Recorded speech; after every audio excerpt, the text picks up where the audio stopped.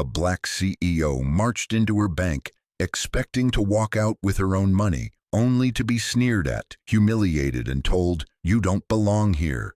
She didn't scream or beg. She unleashed a storm that made them choke on their arrogance, and the fallout was glorious. It was a sweltering Tuesday morning in Charlotte, North Carolina, when Nia Carter stormed through the gleaming glass doors of Pinnacle Trust Bank. The lobby reeked of privilege. Polished marble floors, air heavy with the scent of fresh orchids and high-end cologne. Chandeliers sparkling like they were taunting anyone who dared question their glow. Nia wasn't here for drama. She needed $80,000 in cash, fast, to close a deal for her nonprofit, a coding academy for underserved youth she'd been pouring her heart into for years. Her navy suit was crisp as a knife's edge, tailored to her frame, paired with emerald green heels that clicked like a metronome. No flashy logos, just a sleek leather briefcase and a gold watch that glinted subtly. At 42, she was the founder of CyberPeak, a cybersecurity powerhouse worth $650 million, but to anyone glancing, she was just another face until she opened her mouth. Nia strode to the teller counter, her presence commanding without effort. Behind the desk sat Ethan, a lanky guy in his mid-20s, hair gelled stiff, badge slightly askew, his eyes flicked up, sizing her up like she'd wandered into the wrong city. "Can I help you?" he drawled, his tone sluggish like he was already done with her. "I need to withdraw $80,000 from my account," Nia said, sliding her ID and platinum bank card across the counter. Her voice was smooth but firm, leaving no room for nonsense. She'd done this before. Big transactions, no fuss. Pinnacle Trust held her company's accounts, her personal wealth, millions in trusts. This should have been a 5-minute stop. Ethan's fingers froze mid-tap. He snatched her ID, holding it like it was a forged bus pass. His eyes darted between the card, her face, and the screen, lips curling into a smirk that screamed trouble. 80,000, he repeated, loud enough for heads to turn. A man by the loan desk paused, pen hovering. A woman near the coffee station glanced over, brow arched. "That's a big number. You sure this is your account?" Nia's jaw tightened, but she kept her cool, her gaze locking onto his like a missile. "It's my account. I checked the balance at 6:30 a.m. It's there. Run it." Ethan leaned back, crossing his arms, that smirk growing uglier. "Ma'am, I'm not seeing that kind of money under your name." His voice dripped with condescension, the word ma'am sounding like a slur. "Maybe you meant another bank. There's a credit union down the road." The air in the lobby shifted, heavy and charged, like the moment before a thunderstorm. Nia felt eyes boring into her. A security guard by the entrance straightened, his hand brushing his radio. A teller 3 stations down stopped sorting checks, stealing a glance. She knew this script, had lived it too many times. The doubt, the dismissal, the assumption she was out of place. At 20, she'd been trailed in a tech store, accused of pocketing a USB drive she'd just paid for. At 28, a realtor chuckled when she inquired about a penthouse, saying, "Let's look at something more realistic." Now, standing in a bank that thrived off her wealth, it was happening again, and it ignited a fire in her core. Not rage, but something sharper, colder, ready to dismantle this place brick by brick. "Run it again," she said, her voice low, each word a dart. "Carter, Nia, primary account. You'll find it." Ethan snorted, not even trying to hide it. He tapped a few keys, slow as syrup, then shook his head, playing to the crowd now. "Nope, nothing. Look, lady, we can't just hand out cash because you say it's yours. Got another ID, or maybe call whoever handles your finances." His eyes flicked to her briefcase like it was a prop in a scam. Nia didn't flinch, but her pulse throbbed in her chest. She leaned forward just enough to make him shift uncomfortably, her voice dropping to a lethal calm. "You're telling me Pinnacle Trust, a bank I've trusted with my company's portfolio for 12 years, can't find my account? The one tied to CyberPeak? The one your CEO personally begged me to open?" Ethan's smirk faltered, but he doubled down, ego outweighing sense. "CyberPeak? Yeah, I've heard of it. Doesn't mean you're her." He laughed, a sharp, nasty sound that echoed in the lobby. The man by the loan desk gasped softly. The woman smirked, sipping her coffee like she was watching a drama unfold. The security guard took a step closer, radio crackling. Nia's eyes narrowed, but she didn't raise her voice. She didn't need to. "Get your manager," she said, each word slicing through his bravado. "Now." Ethan hesitated, caught off guard by her calm, then shrugged, playing it cool. "Fine, but don't expect miracles." He sauntered to a back office, leaving her ID and card on the counter like garbage. Nia didn't touch them. She stood like a general in a war zone, shoulders square, chin high, feeling the lobby's gaze crawl over her, curious, judgmental, waiting for her to crack. She wouldn't. Not today. Not ever. Minutes dragged like hours. Whispers rippled through the crowd. A woman muttered about scammers these days. A man clutched his briefcase tighter. The security guard, a stocky guy with a crew cut, loomed closer, his boots scuffing the granite. Nia caught his eye, held it, and he looked away, uneasy. She wasn't just fighting Ethan now. She was battling a room full of assumptions, a system built to make her feel small. Her mind flashed to her first pitch at 24, a venture capitalist sneering, "Cute idea, but this tech's too advanced for you." She'd buried him, built her empire, and still here she was, proving her place in a bank that owed her its luster. The office door swung open, and out strode a woman in a black blazer, her auburn bob rigid with product badge gleaming. Branch manager, Karen Holt. Her smile was a scalpel, sharp and cold, meant to slice through complaints. "Ms. Carter," she said, glancing at the ID like it was a novelty. "I hear there's an issue with a withdrawal." "No issue," Nia replied, her voice steady as bedrock. "I want $80,000 from my account. Your teller says it doesn't exist. Fix it." Karen's smile tightened, her eyes scanning Nia, suit, heels, briefcase, like she was solving a riddle that didn't add up. "Large withdrawals require verification," she said, her tone sugary but laced with poison. "We have strict protocols to prevent fraud. I'm sure you understand." Nia's laugh was low, dangerous, like a storm brewing. "Fraud? You think I'm here to rob my own bank? My name's on your corporate accounts, your annual reports, your VIP client list. I've got millions parked here, and you're telling me I need to prove it?" Karen didn't blink, but her lips twitched, betraying her. "Ms.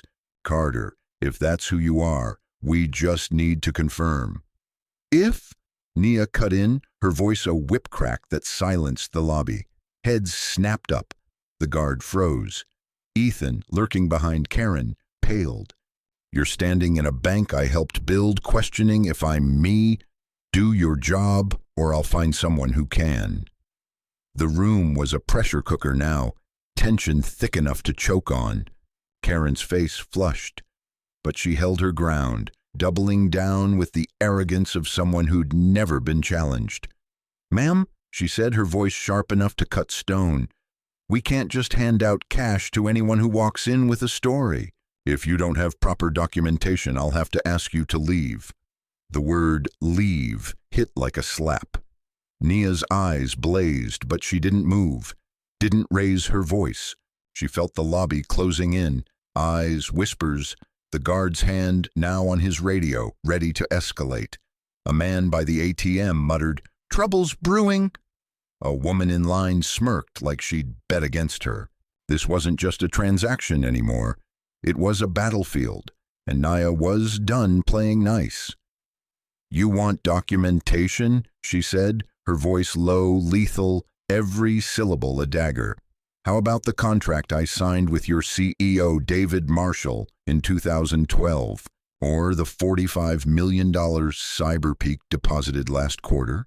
Or the fact that I own a stake in your parent company?" She leaned forward, her presence a tidal wave. "You're not just denying me money, you're spitting on my name. And trust me, you don't want to play that game." Karen's smile vanished, replaced by a flicker of doubt, but her pride wouldn't bend. "Ms. Carter," she said, her voice trembling with forced calm, "I don't know what you're trying to pull, but this attitude won't get you anywhere. Security, please escort her out."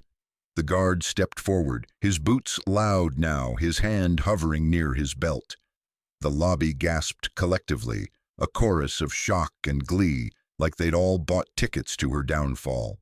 Ethan grinned, thinking he'd won. A woman whispered, "She's done for." Nia felt the weight of it all, their eyes, their judgment, their eagerness to see her humbled. It wasn't new, but it stung, a blade twisting in an old wound. She thought of her mother cleaning offices to send her to Stanford, whispering, "Don't let them dim you, Nia." She wouldn't. Not now, not ever. "Stop," Nia said, her voice cutting through the chaos like a gunshot. The guard halted, startled by her authority. She pulled out her phone, her movements deliberate, her eyes never leaving Karen's. "You want to play hardball? Let's play." She dialed a number, one she kept for emergencies, one that could crack this bank like a walnut. As it rang, she stared down Karen, who shifted uneasily, her confidence crumbling like dry clay. "David," Nia said when the call connected, her voice calm but razor sharp. "It's Nia Carter. I'm at your Charlotte branch, and your manager's treating me like a thief. They're refusing my withdrawal, $80,000, my own money, and threatening to throw me out. I need this fixed now." She paused, listening, then added, "No, I'm not waiting. Handle it, or I pull every cent Cyberpeak has in Pinnacle Trust today." She hung up, slipped the phone into her pocket, and crossed her arms. Her gaze, a furnace. Karen's face drained of color, her mouth opening and closing like a fish out of water. Ethan's grin vanished, his hands fumbling with a stapler. The guard backed off, sensing the shift, his radio silent. The lobby was a tomb now, every whisper dead, every eye locked on Nia. She didn't gloat or smirk. She stood like a monument, unyielding, letting their fear fill the silence. Seconds ticked by, each one a sledgehammer. Then Karen's desk phone shrilled, shattering the quiet. She lunged for it, her hands shaking, her voice a squeak. "Yes, sir. I didn't know. No, we didn't mean—" Her eyes darted to Nia, wide with panic, like she'd just realized she'd provoked a lion. She hung up, her face ashen, and forced a smile that looked like it might break her jaw. "Ms. Carter, there's been a terrible mistake. Your account's verified. We'll have your money in minutes." Nia didn't blink. "A mistake?" Her voice was ice, sharp enough to draw blood. "You didn't make a mistake. You made a choice. You looked at me, my skin, my face, and decided I wasn't worth your time. You don't get to call that a glitch." Karen stammered, I didn't mean—" "Save it," Nia snapped, her patience gone, her voice a blade slicing through excuses.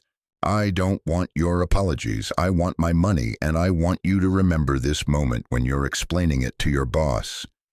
Ethan scurried to the vault, his bravado reduced to a nervous shuffle. Karen hovered, wringing her hands, her authority in tatters. The lobby watched, riveted, like they were witnessing an empire crumble. Nia felt their stares but didn't care. She was done performing for them. She thought of every door slammed in her face, every smirk, every "you're not what we expected." This wasn't just about $80,000. It was about respect, about power, about refusing to let anyone rewrite her worth. Ethan returned, sweating, carrying a steel case packed with crisp hundreds. He set it down with a thud, his voice barely audible. "Here's the $80,000, Ms. Carter. I'm so sorry." Nia opened the case, checked the stacks with a glance, and snapped it shut. She looked at Ethan, then Karen, her eyes burning through them. "Sorry doesn't cut it," she said, her voice low, venomous. "You didn't just waste my time. You tried to erase me. You think I'm invisible. Watch me now." She turned, case in hand, and strode toward the exit, her heels a war drum. The lobby parted like the Red Sea, every face stunned, some ashamed, some awestruck. The guard held the door, muttering, "Ma'am, have a good day." She didn't answer. She stepped into the sunlight, the case light in her grip, her heart pounding with a victory hard won. By noon, Pinnacle Trust was a hornet's nest. David Marshall had called an emergency board meeting, his voice trembling with fury. Nia's call had been a grenade, and the blast was still reverberating. Executives scrambled, pulling security tapes, auditing logs, drafting statements to keep her from torching their empire. Cyberpeak wasn't just a client, it was a lifeline, with $180 million in accounts, investments, and trusts. Losing her would cripple them, and they knew it. Nia didn't care about their chaos. She sat in her office, a sleek, glass-walled perch overlooking Charlotte's skyline. The case on her desk like a war trophy. Her assistant Jaden knocked, grinning. Marshall's called 4 times. Sounds like he's sweating bullets. Want to take it? "Let him beg," Nia said, her voice cool, her eyes on her laptop. "I'm not done," Jaden laughed. "X is blowing up. Someone posted about a queen shutting down Pinnacle Trust.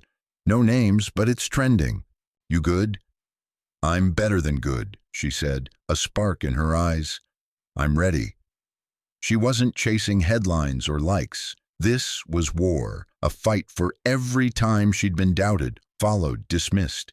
She thought of her first big contract at 27, when a client asked if she was really the lead developer because she didn't fit the profile. She'd buried him too and built a legacy. But legacy wasn't enough when banks like Pinnacle Trust still saw her as less. That afternoon, she drove to the Coding Academy site, a vacant lot rimmed with wire fencing and ambition. She handed the case to the project manager, a no-nonsense woman named Carla, who didn't blink at the cash. "This'll get us servers, monitors, the works," Carla said. "Kids are gonna lose it." "That's why I'm here," Nia replied, her voice softening, her eyes on the horizon. She saw it clear, kids programming, dreaming, free from the weight of rooms like that bank lobby. This was her fight, not for glory, but for them. Back at Pinnacle Trust, Karen and Ethan were drowning. Marshall had stormed into Charlotte, his presence a guillotine. In a conference room thick with dread, he didn't raise his voice. He didn't need to. "You had one job," he said, his words like frost. "Protect our clients. Instead, you spit in the face of our biggest. Give me one reason I shouldn't fire you both." Karen babbled about compliance, security, unusual activity. Ethan stared at the table, mute, his career flashing before his eyes. Marshall cut them off. "This isn't about rules, it's about arrogance. You saw Ms. Carter and decided she wasn't worth your respect. That's not an error. It's a death sentence for this branch." Karen was suspended that day, her office cleared by 5 p.m. Ethan was demoted to back-office clerical work, his desk moved to a dim cubicle. Marshall ordered a company-wide overhaul, mandatory bias training, client sensitivity audits, zero tolerance for oversights. It wasn't enough to save face, but it was a start. Nia got the update via email, a groveling note from Marshall. "Karen's out, Ethan's off the floor. We're rebuilding trust. Please meet with me." She didn't reply. Trust wasn't a memo. It was action, and she'd seen too little. Instead, she called her CFO, Amara. "Start moving our liquid assets," she said. 15 million to Harmony Bank. Slow, no noise. Amara whistled. "You're playing chess?" "I'm winning," Nia corrected, her voice steel. Harmony Bank was black-owned, hungry, eager for her business. She'd met their CEO at a conference years ago, admired her hustle. This wasn't revenge. It was power, redirecting her wealth to those who'd value it. Pinnacle Trust could keep her big accounts for now, but she'd make them bleed, remind them who held the reins. The next day, Nia returned to Pinnacle Trust, not to fight, but to watch. She wore a sweatshirt and jeans, blending in, her briefcase swapped for a plain backpack. No one clocked her, not the new teller, not the guard, who was busy chatting with a clerk. She stood by the water fountain, eyes scanning the room. The staff moved like they were under siege, heads down, voices hushed. A new sign hung by the counters. All clients deserve respect, always. She overheard a teller whisper, "Big client got screwed here yesterday. Board's freaking out." Another replied, "Good. Maybe they'll stop treating people like suspects." Nia's lips curved, not a smile, but close. Change was creeping in, slow but real. She didn't need their apologies. She needed a world where she didn't have to fight to be seen. She left quietly, her shadow long in the morning light.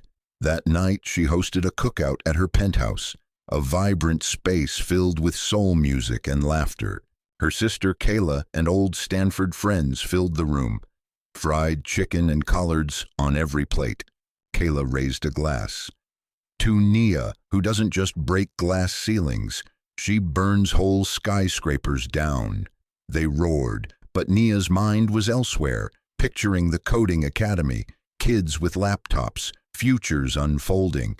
Pinnacle Trust was a footnote, a spark for something bigger.